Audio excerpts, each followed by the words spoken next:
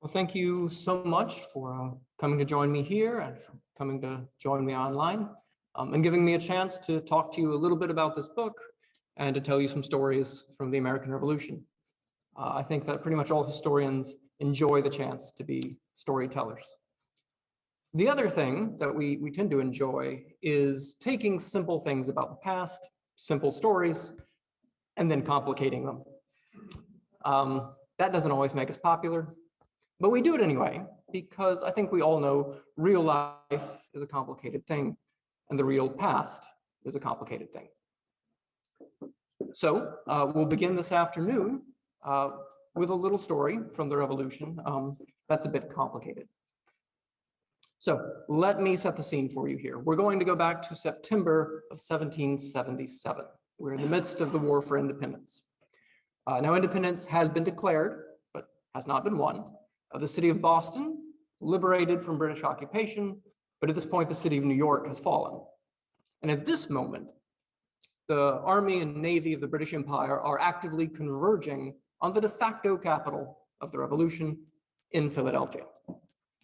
And at this point, a great and mysterious injustice is about to take place. So let me give you some of our primary characters here. Am I good to advance this one? Not yet. Let me give you in the room a picture of some of the characters here. We have Henry and Elizabeth Drinker, Quakers you may have heard before. They're a revolutionary couple living in Philadelphia throughout the war. They had a lovely home on Front Street, not far from Elfreth's Alley, if you've ever been there. Lovely home, they could look out over the river. Elizabeth liked to describe how every summer these white and red petals would fall and sort of carpet her backyard. They were very fond of the home. Henry was a merchant. He made his money buying and selling goods, bringing them in and out of the city.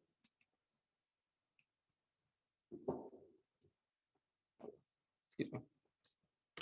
And they were Quakers, which is incidentally why we have them in silhouette, not in portrait. Like many Quakers at the time, they felt portraits were vain, but silhouettes were okay. So this is how we have to remember them, in shadow, as it were. And like many Quakers at the time, they were also pacifists. So they tried very hard throughout the war to remain uninvolved, unaffiliated with either side. And their hope really is that by the time it was over, whoever won, empire or independence, they would somehow be able just to carry on with their family, their faith, and their business all intact. They would find that very hard to do. On September 2nd, 1777, Henry Drinker is working from home. He, on that particular day, isn't feeling particularly well. But more importantly, his youngest son, also named Henry, Elizabeth always called him Little Henry, which I think is adorable, was very sick that day, sick in a way that involves vomiting and worms and being unable to walk and all sorts of distressing symptoms. But for all these reasons, Henry is working from his home that day in a front parlor when he is arrested as an enemy of the state. 3 men from Pennsylvania's state government, not the old colonial government, the new independent state government, arrived to arrest him for, in their words, having evidenced a disposition inimical to the cause of America. Henry and Elizabeth both immediately protest. First, they say, well, he's done no such thing. And second, even if he has, well, that's not a crime, not according to Pennsylvania's brand new state constitution, which guarantees that the people have a right to freedom of speech and of writing and of publishing their sentiments. All their protestations happened without avail. He's arrested anyway. Henry is never actually charged with a crime. He's never given a trial, never goes before a jury. At one point, the Pennsylvania Supreme Court will issue a writ of habeas corpus, demanding that the state either charge him with some specific crime or let him go.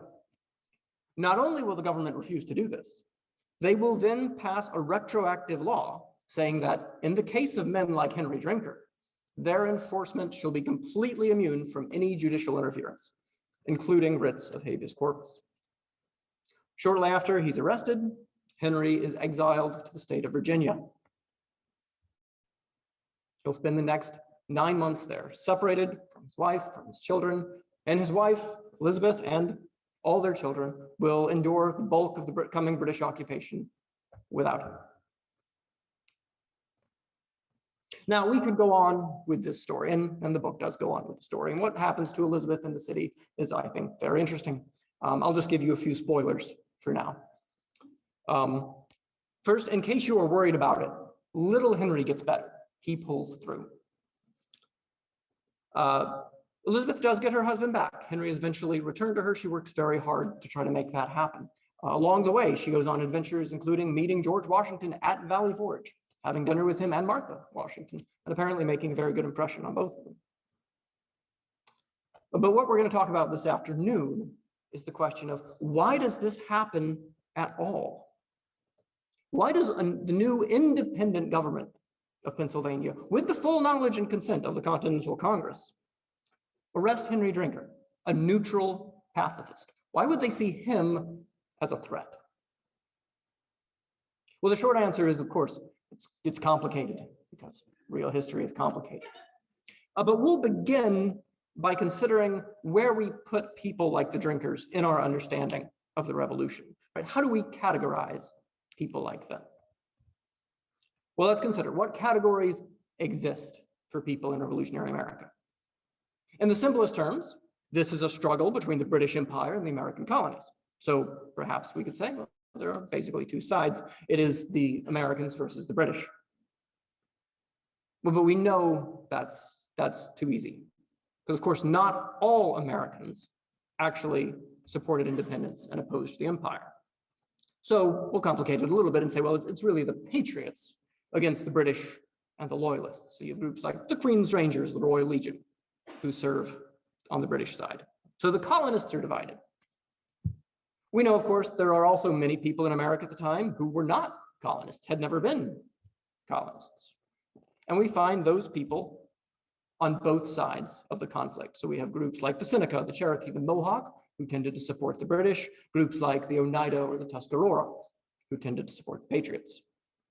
And we can keep going. We can farther diversify our revolution here if we remember that even those who came across the Atlantic to America, not all of them came freely as colonists. We know free blacks and slaves in America also participated, and they participated on both sides. The majority who fought for the British. You've Dunmore's Ethiopian Regiment, the Black Guides and Pioneers, among others. But we have some who also support the Patriots, the 1st Rhode Island Regiment. We could go farther. You may have heard over the past 10, 20 years that historians have actually discovered there were women in the American Revolution. It wasn't all men. Some of them, like Deborah Sampson here, actually served and fought. Sampson, dressed as a man, served in the Patriot Army, was given a pension, ultimately. But the truth is that no 18th century army survives for long without the support of thousands and thousands of women, one way or another. So women are involved on both sides of the struggle here. And if we really want to be feature complete, we should recognize the roles of the French and the Hessians and other European powers. But the point is, we have many different parts to play here. And we can assign them to one side or the other, or both sides. And this is what we tend to do, both we as historians and we as Americans, listening to stories about history. When we are confronted with a new person or a new category of people from the midst of revolution, we ask ourselves, well, which side are they on? And we have tended to be very slow to think about people who didn't pick a side, people who tried not to participate, people who we will call today, and who I call in the book, the disaffected, because they did not have any strong political affections that attached them to either the cause of independence or the cause of empire. Now, you might understandably ask, okay, in the grand scheme of things, are these people really worth thinking about? Well, yes, they're there, right? We have pacifist Quakers, we have the Drinkers, among others. And in truth, taken collectively, I think historians would say we have maybe 20 to 40% of the population is neutral or disaffected for most of the struggle. So they're there. But if they're neutral, if they are not actively joining in on one side against the other, do they matter? Yes, they do. I wrote a book about them. They matter very much. let me explain why. And to do that, I like to reach for a more recent analogy, so we don't have to think quite so far back. So I want us to think of a more recent moment in American history when forces arrayed in red and blue struggled against one another to control the future of the nation. I'm kidding, I'm not really going to do that. It's only 2020, that's more journalism than history, and it pushes a lot of people's buttons. That would be silly, we won't do that. There we go. Let's go all the way back to 2016 and think about that presidential election. Now, you may recall that in 2016, we had an election, the Democrat won the popular vote, but the Republican won the Electoral College and thus the presidency. And we ended up spending a lot of time looking at graphs that looked like this. There we are. And people on the news talked, I think, endlessly about what it meant that, these people voted on this side and those other people voted on this side, and the fact that this bar is this big and that bar is, and on and on and on, about who voted on which side and why. We spent much less time looking at graphs like this one. And in case you're curious, this big green bar in the middle here, this is not votes for the Green Party. No. This bar represents the plurality of eligible voters in 2016 who did not vote for either major party candidate, and in the vast majority of cases, did not vote at all. And I think if we look at these people in the middle who did not pick a side in 2016, we can get some insight into the people from the American Revolution who did not pick a side back then. It's not a perfect analogy, but I think it can be a useful one. So let's talk about these people. Now, we can note they were all diverse in their reasons for not choosing one side against the other. Some of them are apathetic. They just really don't care about the issue one way or another. Fair enough.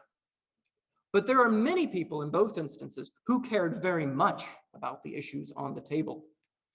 There were those in 2016 who were deeply politically involved, cared very much, but just hated both those candidates so much they could not bring themselves to get involved for one against the other.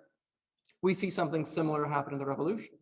Right? People who were deeply involved in the politics at the time, but they did not support what the British Empire was doing, but they also did not support the idea of American independence and the people who were leading that. They could not bring themselves to fall in behind either one. We can recognize that the people we're talking about were not terribly unified. Right? There was no one candidate in 2016 who could have brought that whole group of unaffiliated voters together. There's no one vision of the American Revolution that would have brought all the disaffected together. And they tended not to be super vocal about their feelings. There are rallying cries you can use to bring people together. You can stand up for liberty, or God save the king, or make America great again. And you can get a lot of people excited and they will cheer for that. But it's very hard to get people to gather together and cheer for the rallying cry of, I don't want to be involved, right? If you're trying to sell hats like these, it's very difficult. We can recognize that when we look at these people, we're not talking about some sort of ideal perfect neutrality, as if they carefully weighed both options and decided they were exactly even. What we're really talking about is a question of sacrifice. Do you care enough to make a sacrifice to support one cause against the other? Now, an election, that's a small sacrifice. You have to get up and you have to go vote. But in a revolutionary war, the sacrifice might end up being much higher. And finally, in both cases, we can recognize that the people we're talking about are pivotal, both to our understanding of the moment and to explaining what happened. And if you want to understand what it was like to experience the 2016 election in the United States, you need to understand the perspective of that plurality of voters who just really did not like those candidates. If you want to understand the American Revolution, we need to understand the perspective of those who chose to sit it out or who tried to. And if we want to explain the outcome of either one, we need to understand those who could have swung it one way or the other had they chosen to get involved. So let me tell you about a few more of these people specifically to give you a sense of, we'll call it the flavors of disaffection. I have a couple men we're going to speak of. They're both named Benjamin. Neither of them are Benjamin Franklin, as I expect you've heard of him. We're going to start with Benjamin Chew.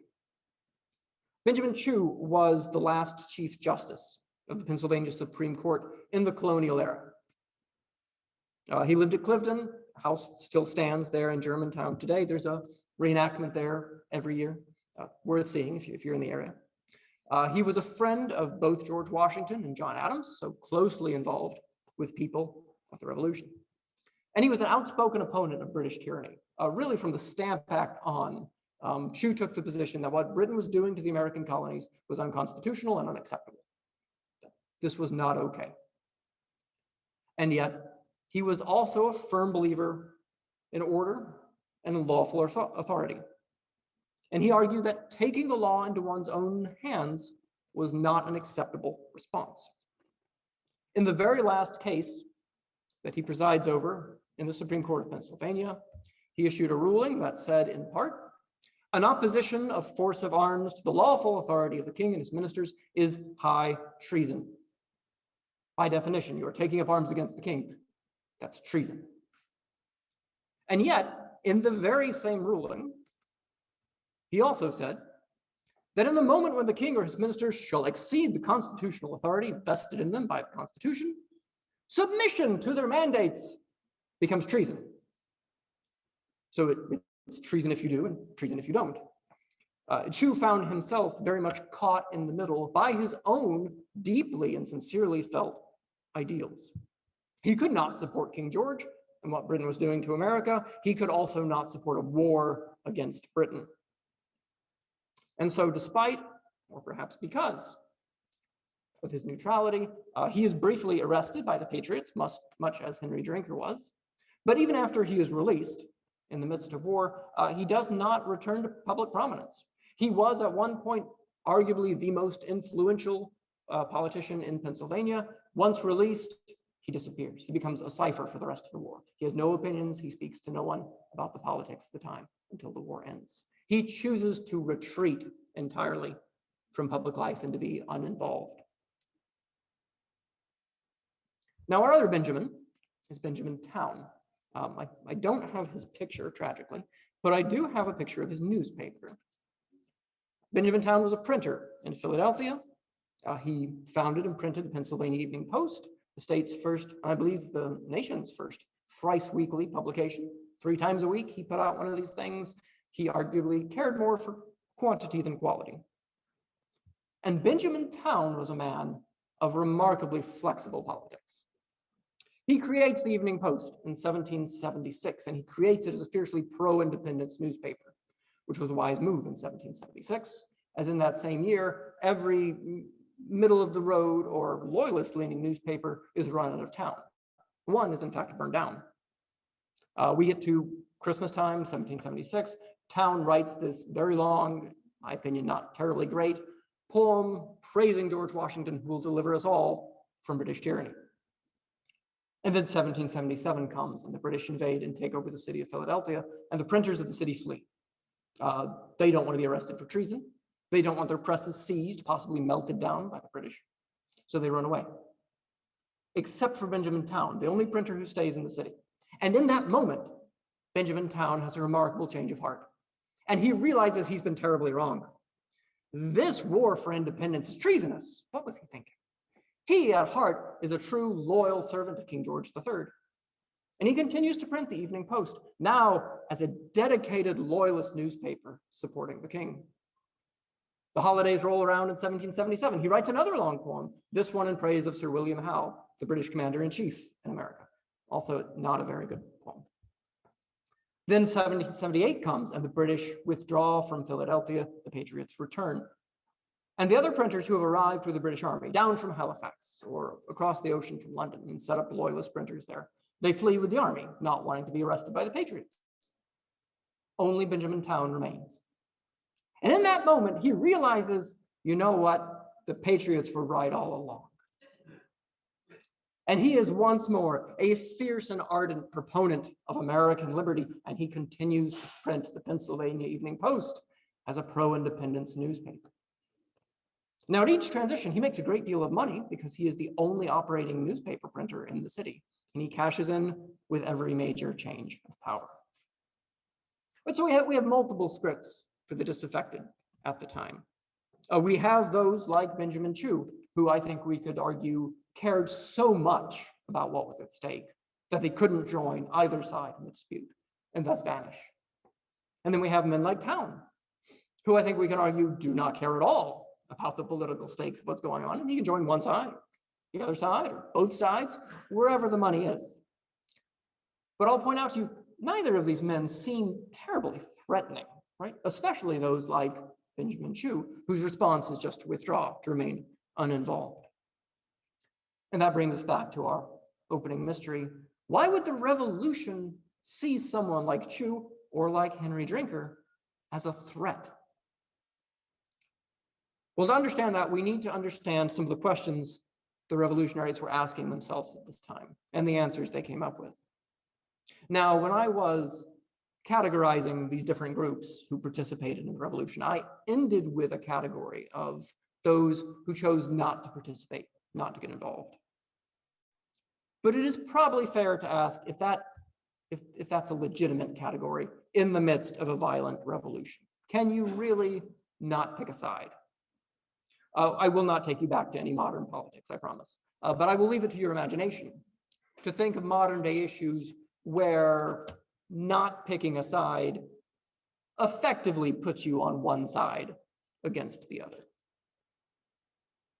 And if we look back at the revolution, we can see that for the most part, the revolutionaries answered this question by saying, no, you cannot sit this out. You cannot not pick a side. If you are not with us in this, you are effectively against us. You can't be neutral in this sort of fight.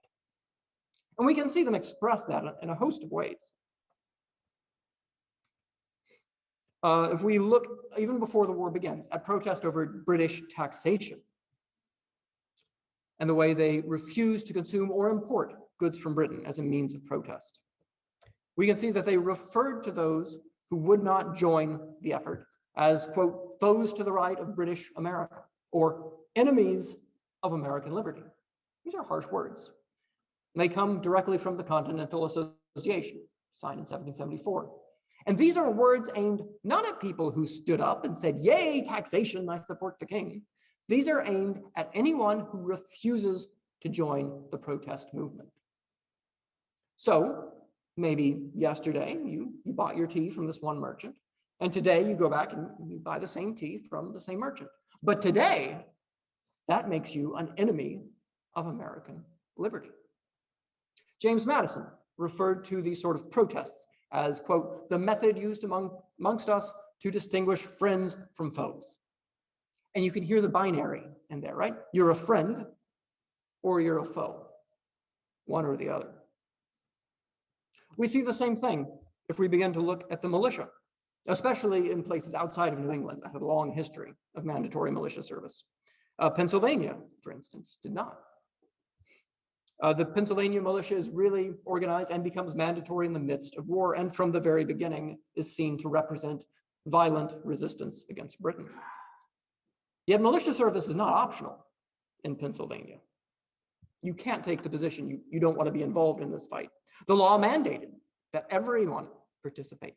And the fines placed on those adult males who chose not to participate were intentionally meant to be ruinous for all but the wealthiest Pennsylvanians. A common laborer might be fined a third of his annual income for not participating in the militia. And we see from the writings of those in the militia that they almost universally viewed those who refused to join as loyalists, people who were very much against them. Most starkly, here in Pennsylvania, we see this attitude in what was called the Test Act, a law passed in 1777. This was a law which required every adult white male to renounce his allegiance to King George III, to swear his loyalty to the independent state of Pennsylvania, and to swear that they would inform against friends, family, neighbors, anyone else who might be opposed to the United States. If you refuse to take this oath, you lose the right to vote. You lose the right to hold office. You lose the right to serve on any jury. You lose the right to use the courts to sue anyone who would steal from or defraud you. You could not buy, sell, or inherit real estate, and you could not bear arms. If you persist in refusing to swear the oath, you could be banished from the state entirely. So the Patriots, I think, were very clear here. They did not like to tolerate neutrality. They needed you to pick a side, and very much wanted it to be their side. But having established that, we're still left with that question, why? Why not just let neutrals be neutral? Leave them alone. But we need to think about what exactly are they trying to accomplish in this revolution? They are taking up arms against their own government. They are trying to create a new country. What justifies that? What gives them the right to use violence in that way? Well, their own ideology says that they have the right to do this because they represent the will of the people. The will of the people, they'll say, is the only legitimate source of authority. Okay? Consider the slogan, no taxation without representation. The point is not that taxes are inherently bad. In fact, the Americans will tax each other much more heavily than the British ever dreamed of taxing. Now, the point is, you can only tax people if you have their consent through their representatives. The will of the people needs to be behind those taxes. It is the contention of the Patriots that the British Parliament does not, cannot actually represent the will of the American people, and thus is illegitimate. And it is the implied position that they, the leaders of the revolution, the independent governments, that they do represent the will of the people. But it turns out that's a hard thing to prove. To explain why it's so hard to prove, I would like you to join me, if you would, in a purely hypothetical, but I confess mildly treasonous, thought experiment. Let's say that in light of current American political divisions and gridlock in Washington or what have you, we decide we are done with the United States of America. And we, and by we, I mean those of us right here in this room and those on Zoom, you can join us as well. We are gonna form our very own nation. I've taken the liberty of making us a flag. Here we are. I welcome you all to the Washington Crossing Democratic Republic. Yes. Now let's further suppose that when I issued our call for independence, the number of people here who stood up and spoke out to support independence was in fact greater than the number of people who stood up to oppose it. So we have a situation, like this, right? And so being someone who believes in can government by consent of the governed and the will of the people and all that, I look at this and say, oh, well, by the will of the people and the authority of the people, I declare that this historic park is and ought to be free and independent. This is when you would all yell, huzzah! Thank you. Now, let's imagine that there was another group of people in this room, possibly a large group, who refused to speak out. They didn't stand up when I asked for supporters for our independence. They also didn't stand up when I asked about those who were opposed. They just stayed quiet and sat down. And the situation actually turns out to look, something more like this. Now, they may have a number of reasons for not standing up here. It's possible they think the whole idea of an afternoon lecture seceding from a nation is silly. Maybe they think that, I, a history professor, am not actually better suited for creating and leading a nation than our current political leaders. Though if that's the case, I'm frankly very offended. Regardless, for whatever reason, they chose not to get involved. And wouldn't the existence of this many uncommitted and hesitant people give you pause? Wouldn't it make you wonder if perhaps my declaring independence on the basis of the will of the people might have been a bit premature? Certainly, this is going to be a problem if we want France to join us in our struggle for freedom.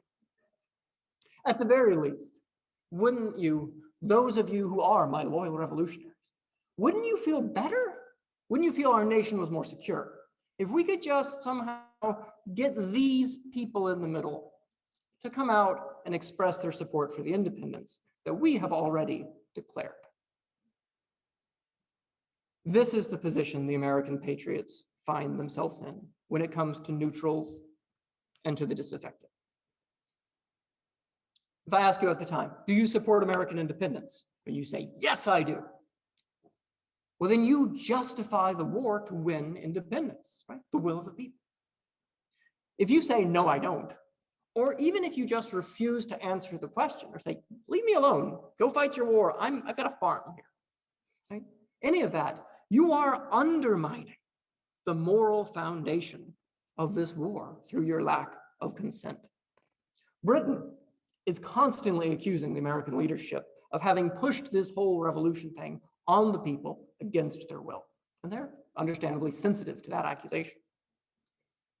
And so from their perspective, these non-participants are not neutral. They are effectively on the other side. And since the Patriots, for the most part, sincerely believe themselves to be fighting for American liberty, the disaffected must be the enemies of American liberty. We should also remember, of course, that Congress goes to war against the British Empire at the time with no real army, with no money. They need a great many people willing to pick up a gun and go fight, receiving only what are IOUs from the government in exchange. And if they don't get a lot of people who are going to do that, it's going to be a very, very short war.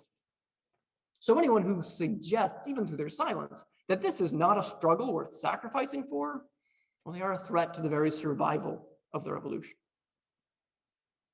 And that brings us back to men like Drinker and Chew, who were persecuted, who were arrested, not for picking the wrong side per se, but for not picking a side at all.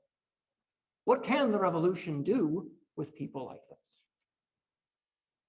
Well, optimally, you would persuade them. You would talk them over to your side. And of course, that's attempted.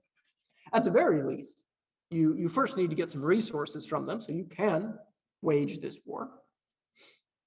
And it would be great if you could get them to at least pretend to support your cause. Right? And if you can't do any of that, you have to at least somehow convince people, and probably convince yourself, that their dissenting voices or their silence somehow doesn't actually count. We don't have to take that into consideration. How do you do those things? Well, you do them the ways we've looked at before. You can pass laws saying, well, you have to take part in the boycott against Britain. You have to swear allegiance to our side. You have to join the militia and fight. Now, in a perfect world, everyone would do these things because they believed in the cause, and it would really be a common cause, as they said. But if push comes to shove, you can make everyone do it by threatening to punish them if they don't, especially if you are the one in control of the militia, if you control the crowd, if you control the Continental Army. Second, you can design the punishments for those who refuse to do this such that you get at least some of what you need anyway. So you refuse to join the militia. Well, fine, we will take away your guns, we will take away your money through fines, and we will use those resources to hire other men to serve in the militia. And finally, if they really won't swear to support your new government, won't admit that they consent to it, well, you take away their right to vote, hold office, to be heard in court. One contemporary referred to this at the time as, quote, civil excommunication. You essentially negate someone's existence as a member of society. And then their voice doesn't count because they don't really have one anymore. And if even that fails, well, you can banish them from the state altogether. And then their voice doesn't count because they aren't here anymore. That is the fate of Henry Drinker. It is really all about turning public perception from this back into this again. Henry Drinker and those who were exiled with him were repeatedly offered the opportunity to obey the Test Act, to swear allegiance to Pennsylvania. I think understandably, most of them chose not to do so. They chose not to pledge their loyalty to a government that they felt had just unlawfully arrested them. And it is entirely possible that had things been different, the government would have tried other measures before banishment, would have tried harder to somehow persuade them over, to bring them along and change their minds. But in this case, the government ran out of time because the British are coming. The British at this point had in fact already invaded Pennsylvania, were well on their way to the city of Philadelphia. And banishing Drinker and his fellows became a desperate measure taken at a desperate time. And this is why my book is centered around the British occupation of Philadelphia, because it is a desperate time. We've looked at what disaffection means and why it's a problem for the revolution. But in more normal circumstances, disaffected people can be very hard to find. They don't want to be involved, and they would really rather not draw attention to that fact. It is in their best interests to keep their heads down and to generally take the path of least resistance, whatever that is. They want to get on with their regular lives, back to their farms, back to their families. So people who really didn't care one way or the other about American independence, or maybe even thought on the measure it's maybe a bad idea, still tended to drift along with the revolutionary current because in most places, at most times during the war, that was the best way of drawing attention. So in that case, how do you tell the difference between someone who, let's say, rejects imported British goods because they believe in the cause, and someone who just doesn't want to be labeled an enemy of American liberty? Or the difference between someone who joins the Pennsylvania militia because they believe in the cause, or someone who just joins because they don't want to be fined? How do you tell the difference between a newspaper printer who is pro-independence because he believes in the cause, someone who just knows that's what's selling in Philadelphia this year? What you do is you look at how they respond to moments of change and transition. And the British occupation is a moment of great transition. Think about Philadelphia here with me for a moment, right? Philadelphia begins to struggle in 1775 as the capital of the British colony of Pennsylvania. A year later, though, it is the de facto capital of the United States of America at war with the British Empire for independence. 1 year later, it has become the headquarters of the British Army operating in America, fighting against independence. And 1 year later, it is once more the capital of the United States. With each of these transitions, the path of least resistance dramatically changed. Words or actions that would keep you in good stead with the powers that be 1 year could be deadly treason the next year. And in between each of these transitions, there are these moments when neither the British nor the revolutionary forces actually exercised control, when people were more or less free to make choices they wanted without fear of persecution. And those tend to be the key moments. And when the British Army first marches into Pennsylvania and breaks the revolutionary control of violence there, what do people do? What does the militia do? Do they rally together to defend independence and push the British out? Do they defect altogether and join the British to put down independence? Or do they just drop out and seep their way back home? Because for the moment, neither side can make them do anything they don't want to do. Those tend to be the moments where we can see which side people really supported, or if they were loyal to either side. So let's talk about that moment. What do people do? What do we see when the British invade Pennsylvania? What we tend to see is a revolution, not just a war, but the revolution is a political movement that comes close to falling apart. Let's consider the militia. When the British first invade, Congress instructs state governments to put 4,000 militiamen under George Washington's control to defend the capital. And the state of Pennsylvania dutifully begins calling up its militia reserves. And they quickly notice there's a problem here. Militiamen refuse to serve. Now, before the British invasion, the city of Philadelphia, for instance, managed a rate of about 50%. About half of those they tried to summon up into the militia, picked up their guns, and joined the fight. 50% is not great, but it's something. Once the British are actually here, the response rate drops down to 15%, the lowest rate of the whole war. And 1 in 4 of those 15% will go back home before their militia term is over. We see similar numbers farther west in the state as well. So rather than putting together 4,000 men, as Congress wants, Pennsylvania puts together a militia of about 2,000 men in early September. By mid-October, Pennsylvania is down to about 1,200 active militiamen in the field. By January of 1778, they have about 450. And on February 15th, 1778, the main force of the Pennsylvania militia consists of 60 men fit for duty, gathered at a tavern 17 miles away from the nearest British soldier. The militia falls apart. And the militia were not the only Pennsylvanians who seemed to suddenly forget that there was a war for their independence going on. If we look in George Washington's papers, alongside all the descriptions of hunger and deprivation experienced by the Continental Army at Valley Forge, we will find report after report of flour, produce, and livestock flowing from the Pennsylvania countryside into British-occupied Philadelphia. Provisions that the American Army very much needed.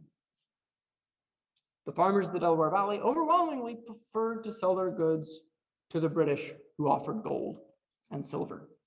Right, I can give you just a few of these things that Washington receives, mostly from his spies and scouts.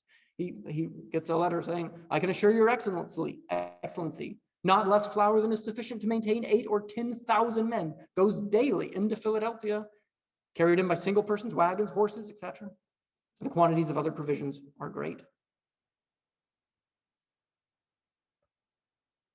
When it comes to the Test Act, that law which said you must swear allegiance to the independent state of Pennsylvania and renounce the king, really from the moment the British arrive in Pennsylvania, people stop taking the test. They will not swear allegiance to the state.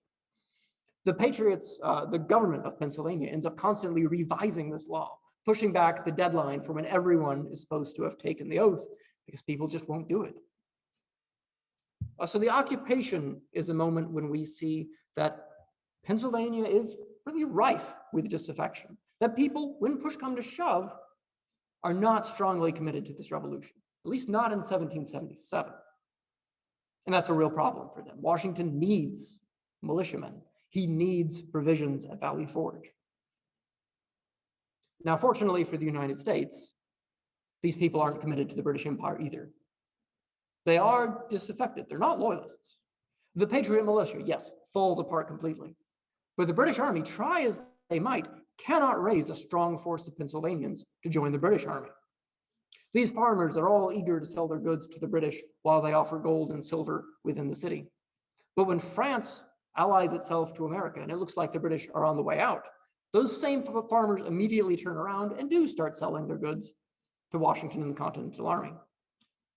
And while the people will not take the Test Act anymore and swear allegiance to the independent state of Pennsylvania, they also, by and large, steadfastly refuse to swear allegiance to King George III, even when the British Army really tries to get them to. So Washington is never able to put together a force to drive the British out of the city. But the British Army is never able to assemble a force to take the fight to the rest of Pennsylvania. And ultimately, the British occupation will end not with a bang, but a whimper, no epic battle. The British will finally decide it is just not worth the trouble of holding this city. They will withdraw. Now, as I expect you've noticed, the revolutionaries win this war and America does become independent. And the victors immediately began writing history books. As you might expect from what we've said so far this afternoon, they are not eager to include the place of disaffected in their histories. And for a great deal of time, they get what they want.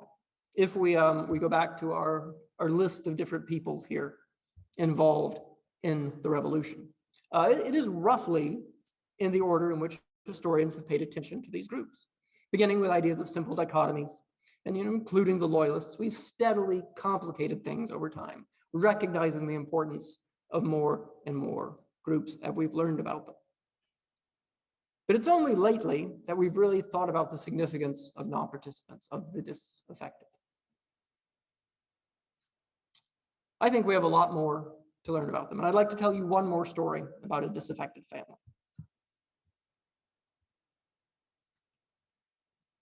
This is the house of the Whittle family, who lived in what is now Red Bank Battlefield Park near Woodbury, New Jersey. House is still there. It's a modern picture. So you can go in and visit. Like the Drinkers, the Whittles were Quakers. They were pacifists for the most part. They had one or two sort of black sheep in the family who got involved, but for the most part, they are pacifists, and they strive very hard to avoid involvement in this struggle. Job Whittle, the oldest son of the family, kept a diary from 1775 to 1779, so right in the middle of the war. And he made an entry in that diary nearly every single day for those 4 years. And I've read his diary, entry by entry, researching this book. And the most remarkable thing about the diary of Job Whittle is how incredibly boring it is. I mean, it's 1775 to 1779. These are incredibly exciting times. The Battle of Lexington, the Siege of Boston, the Declaration of Independence, right across the river from him in Philadelphia. The battles around New York, Washington crossing the Delaware, the occupation of Philadelphia, the withdrawal from Philadelphia, all of this. Job writes hardly anything about any of it. Instead, he writes a good bit about cows. He writes about fixing fences. He writes about the local school board, when family came to visit, when people got sick. He writes about who showed up for Quaker meeting this week. He writes about who did not show up for Quaker meeting this week. That seems to be important. And it is in some ways unfair to call this boring. If you are interested in what was life like, for a farmer there in New Jersey at the time, Job's diary is a rare treasure. But if you are looking for some sort of action-filled account of the Revolutionary War, with thoughtful consideration of the merits of independence and empire, you are going to be sorely disappointed by Job Whittle. Now, the war is there if you know where to look for it. Little bits and pieces that he could not avoid filter into his diary. When soldiers actually appeared in his house, he would mention it. He wrote once when he himself was nearly arrested for not joining the militia. And he wrote a very little bit about a battle because it took place in his parents' front yard. But by and large, he does not consider the war. So this is a man who is not interested in the war. He is not interested in the revolution beyond the borders of his own farm, who does not care about the questions of American independence or Britain. In fact, even when he does write these little lines about soldiers who came and took his stuff, he usually just calls them soldiers. Are they American soldiers? Are they militiamen? Are they British soldiers? Are they Hessians? You don't know. And you very much get the sense that he does not care. They are soldiers who took his stuff. That is what matters to him. So we have a family incredibly disinterested in the struggle, as far from picking a side as you can get. But as I said, a battle takes place in their front yard. This is Fort Mercer. The Patriots build it along the Delaware River to help keep the British fleet from reaching Philadelphia. They build it on the property of James Whittle, Job's father. They build it, as it turns out, right on top of his orchard, which he did not appreciate. He does not get paid for it. He's a neutral in the struggle, so they do not recognize his rights to this land. And then on October 22nd, 1777, Hessian forces assault Fort Mercer in what turns out to be a very bloody battle, 1,500 casualties.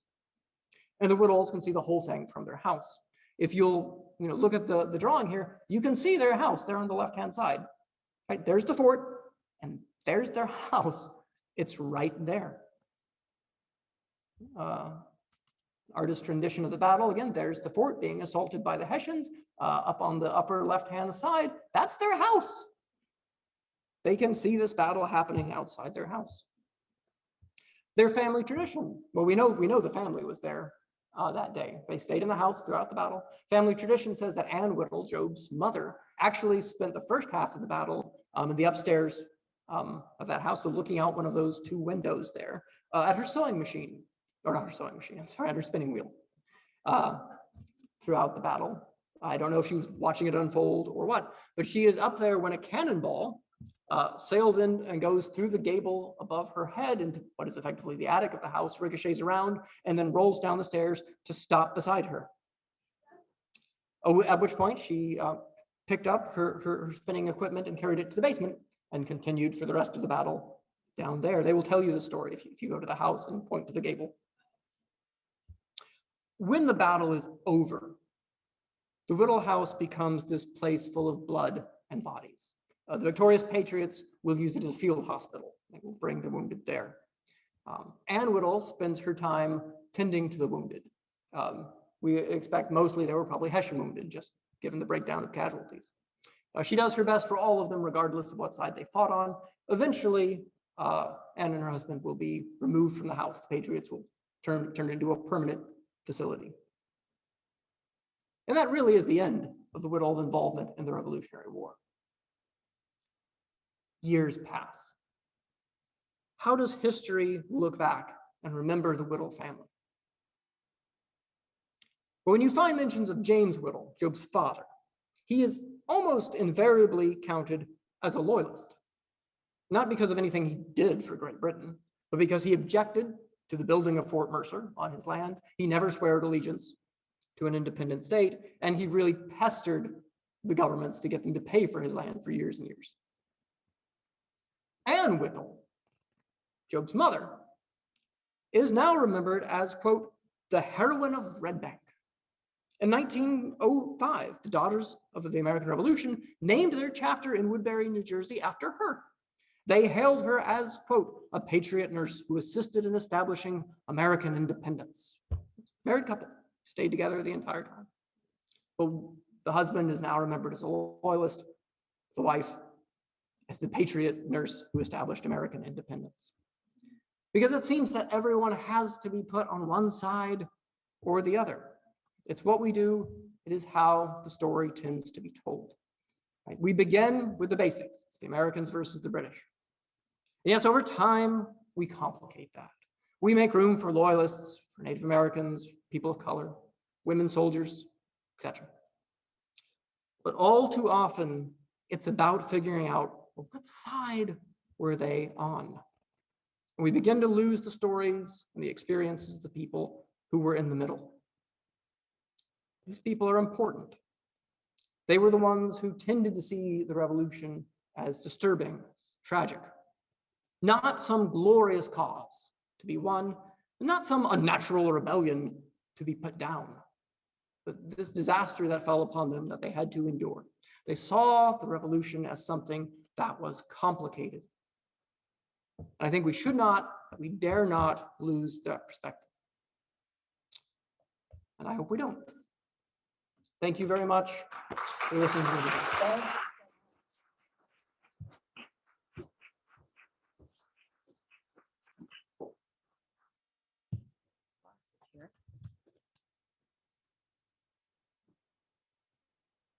Okay. For those of you who are on Zoom, I'm going to encourage you to put some questions in the chat. We're going to take some questions here in the audience in just a moment.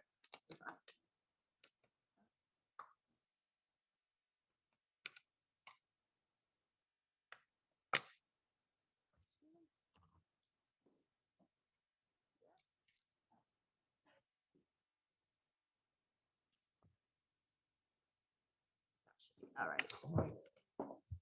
All right, does anyone have any questions?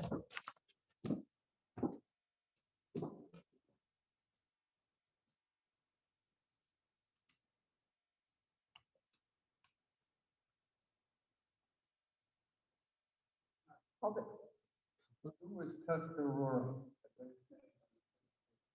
Oh, who were the Tuscarora? The Tuscarora were Native American people. So not an individual, but a group of people who participated in the war, like the Oneida or the Seneca.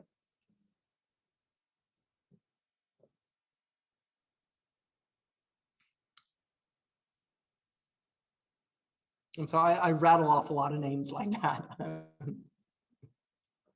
was just curious, what is that painting of? Is that Philadelphia?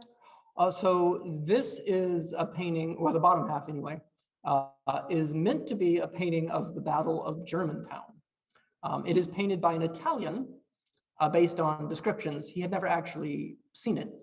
The house on the right-hand side there is meant to be Cliveden.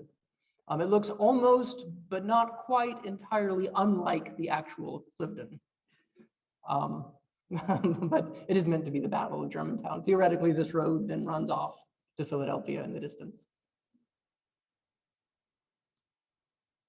So we know that the kind of the definition of disaffected is that they weren't a group, but is there a leader of the disaffected that talked about let's just not get involved? Is there a leader of the disaffected? The shortest answer would be no. But a more, I guess, complicated answer would be, who do we look at to try to get their perspective?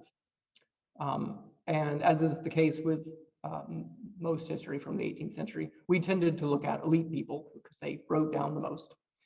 We often tend to look at Quakers because they are one of the few groups of people who were disaffected on principle, who would in fact stand up and tell you that they are not going to get involved on either side of this because they had moral objections. So we tend to try to get our understanding from them because they talked about it the most. We know it's not just them because we can look at the actions of all of these people, such as militia members who were definitely not Quakers, but who took advantage of their moment to sort of step out and disappear when they had the chance. So we don't have any leader. They're not that organized as a group, and for the most part would probably not recognize themselves as a single cohesive unit.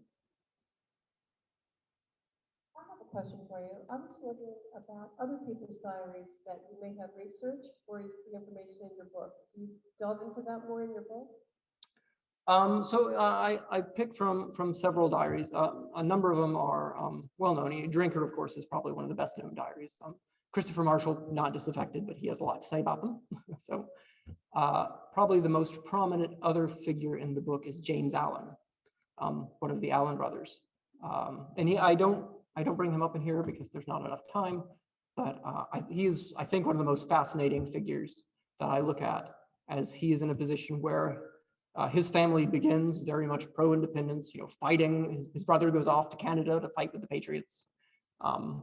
He has another brother who's part of the Continental Congress, and then his whole family sort of shifts to the loyalist side by the war and leaves him behind, whereas his position sort of throughout has just been through neutrality. But his diary is much more in the book and is worth reading. You can find it online. He's a fascinating guy.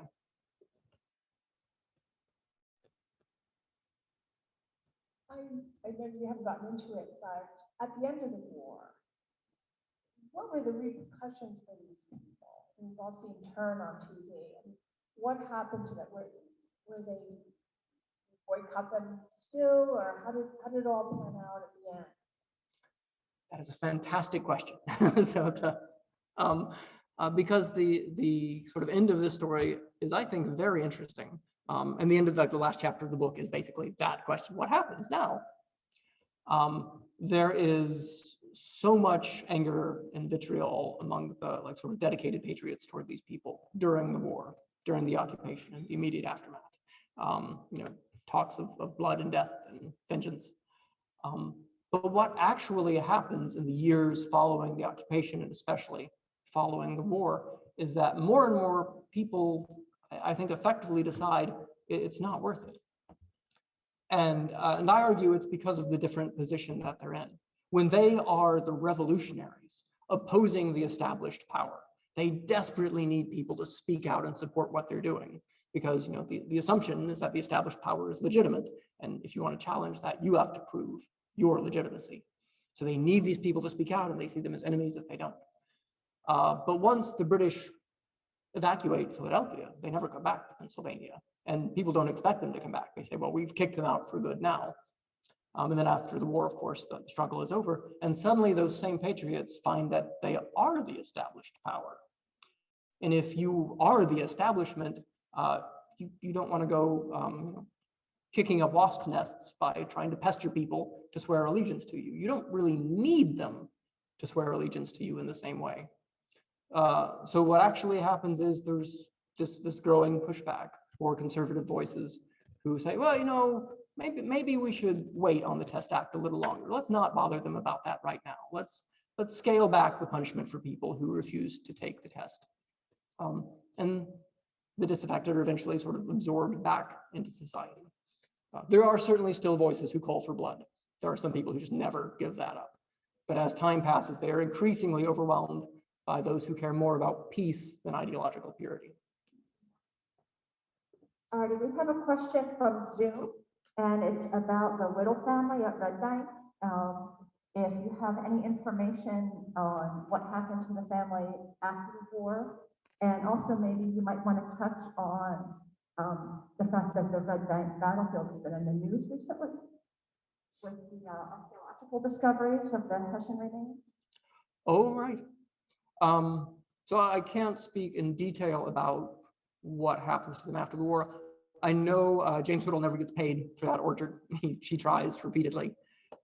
But they are not arrested. They are not horribly persecuted as neutrals. Again, in New Jersey, as time passes, that sort of anger fades away.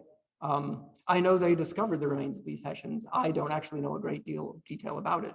I'm sure Google does. It's very much out there, though, if that's of interest. You may find it interesting if you look online afterward, look up Red Bank. You may have seen on the news recently that archaeologists discovered a mass grave of Hessian soldiers at Red Bank. And yes, Washington was often concerned about the neighborhood where his headquarters was. He was concerned about the disaffected. What was his definition of disaffected? So the question was, what is George Washington's definition of the disaffected, especially as it involves defending Valley Forge and where he was situated? So what I find is the people who cared strongly about one side or the other, Washington was clearly committed to one side against the other, often would treat the disaffected as if they were loyalists, somehow strongly against them and fear them in that way, that they were going to actively give information to the enemy. I actually began this project in a very different way. I wanted to know more about occupied Philadelphia and the invasion. And I began looking at Washington's papers, Nathaniel Greene's papers, how they described the area around Philadelphia. And I saw Washington and Greene and others describe these people in the environs of Philadelphia as just all loyalists. They're all against us, they would say. And at the time I thought, that's going to be my book. I'm going to write about Pennsylvania. It was really loyalist the whole time. And then I read writings by Howe and Clinton and Searle and other people on the British side. And they said basically the same thing. These people in Pennsylvania, they're all against us. And well, that can't be right. And it was like sort of sussing that out that I realized it's not that they're against them, it's that they won't get involved. Washington's complaint often is that these people around us will not give us any information. They won't tell us what the British are doing. They won't tell us their stuff. The British made the same complaint. These people around Philadelphia, they won't tell us what Washington's doing. Where is he at? They won't give us information. They won't give us their stuff. And I began to realize it's that they're not giving that information to anyone. They're trying to stay out of this thing. But for much of the time, Washington looks on them very suspiciously. Anybody who will not come out and support him, he tends to view as an enemy. And it gets very harsh near the end of the occupation as we get into the spring of 1778. The Army's need for supplies and for information leads to some very dark times with the Continental Army's interaction with civilians. all right, we're going to take one more question from the audience and one more question on Zoom. But I did want to say that there's somebody on Zoom who is actually expressing their surprise to learn the number of troops who are people who joined the militia in Pennsylvania and all given what the population in Pennsylvania was, and I guess some of the issues that you were saying as far as keeping the militia intact. But a question we have here are, were there any Quakers that changed their mind and became patriots or loyalists? Yes, I think is the short answer. The Quakers were by far not a monolith. So fighting Quakers who join the revolutionary side. You have some Quakers who support the British after the occupation of Philadelphia. The only people who are actually executed just straight for treason are 2 Quaker men within the city. Very interesting. Thank you very much. With the percentages or numbers of the disaffected, do they vary very much from one colony to another? I mean, I think so. We're dealing with people who mostly don't self-identify and who try to fly under the radar. So all our numbers are a little bit fuzzy. But I think it is very safe to say that you will find fewer of them in New England, which tend to be much more committed early on and really through the war to this idea of independence. And many more of them in places like New Jersey, Pennsylvania, New York, these colonies and then states that were much more fractured politically, ethnically, in terms of language. It was just harder to bring people together for anything in places like this. And they tended, I don't want to say they're independent minded because that sounds like independence, but that they were more hesitant to really get involved on either side. So you'll see the most disaffected in the middle. The war in the southern colonies is, of course, a giant mess. It's really hard to know down there.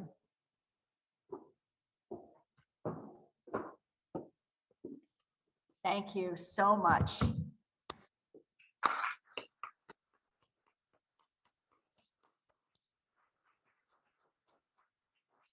As I told you earlier, copies of Dr. Sullivan's book are available in the shop if you're so inclined, and he will be happy to sign it for you. Again, we have some refreshments out in the Riverview room that we invite you to partake, and that's where he'll be to sign your book. And again, thank you very much. Please watch our social media or sign up for a newsletter online if you don't have it. Look at our calendar of events. We're going to be partnering again with the American Philosophical Society and the David Center, formerly the David Library, in November. And we'll have an in-person and Zoom lecture available then. And then in the beginning of December, I will be doing a lecture called Who Was Here, where I've done that the past few years, where I highlight 4 or 5 different people who took part in the crossing. And, that's sort of to kick off our quote unquote reenactment season, because shortly after that, we will be having our dress rehearsal and then of course the reenactment on Christmas. And I want to also let you know that our dress rehearsal, we're going to have Dr. Frederica Baer here, and she's going to do a brief discussion about her new book called Hessians. So you might find that enjoyable. I hope to see you out in the reception area, and thank you so much. This was wonderful. Thank you.